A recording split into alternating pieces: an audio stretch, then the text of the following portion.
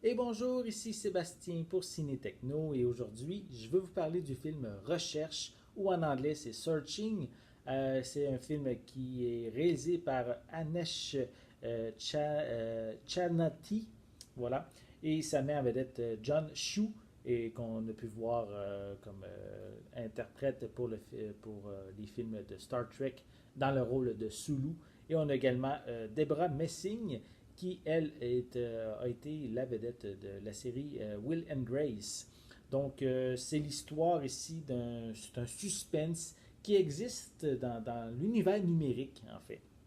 Parce que lorsque j'ai visionné la bande-annonce, je n'étais pas nécessairement convaincu du style visuel présenté, parce que tous les événements présentés se font via des écrans d'ordinateur, des écrans de téléphone, donc via des webcams. C'est toujours ce genre de visuel qu'on a là.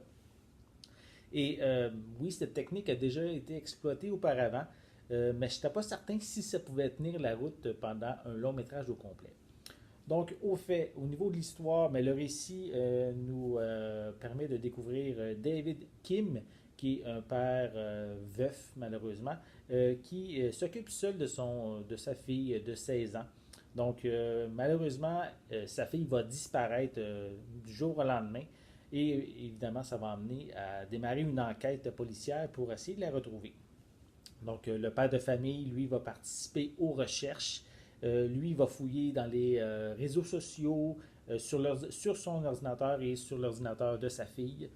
Puis, évidemment, plus l'enquête va progresser, plus il va réaliser qu'il y a de nombreux secrets qui vont être découverts et qu'il ne connaît pas nécessairement sa fille comme il le pensait.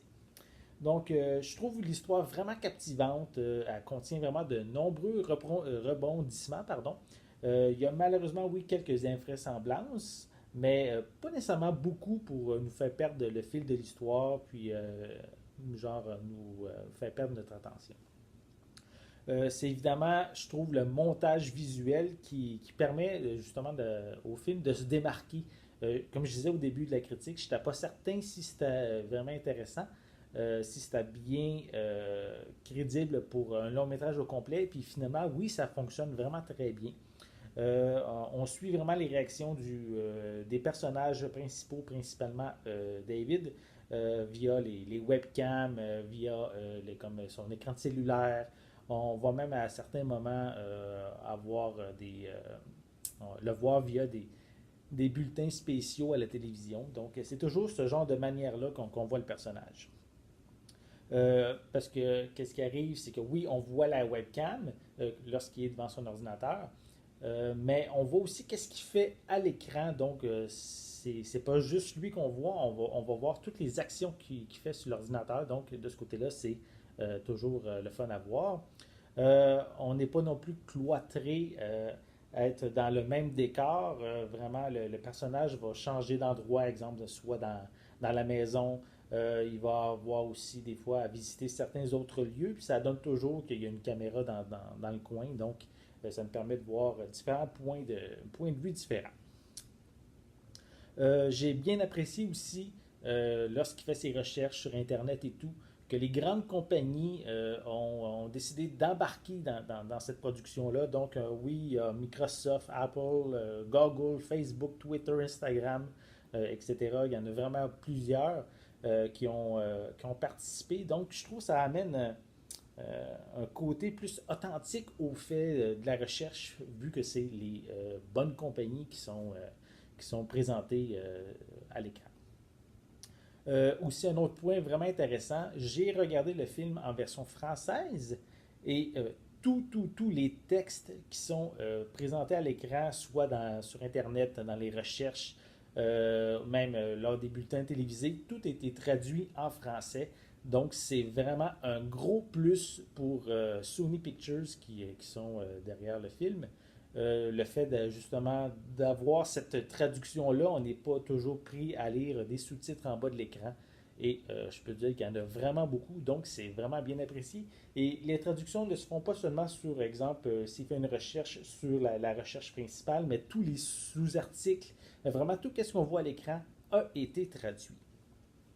Au niveau de la performance des acteurs, John Chu est vraiment bien crédible dans son rôle de père un peu en panique. Il va vraiment passer par une gamme d'émotions.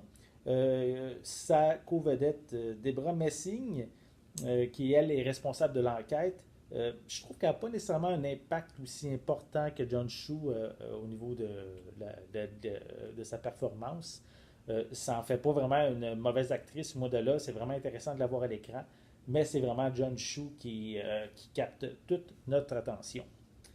Au niveau du réalisateur que j'ai mentionné, là, Anesh Chagnati, pardon, je ne sais pas si je le prononce correctement.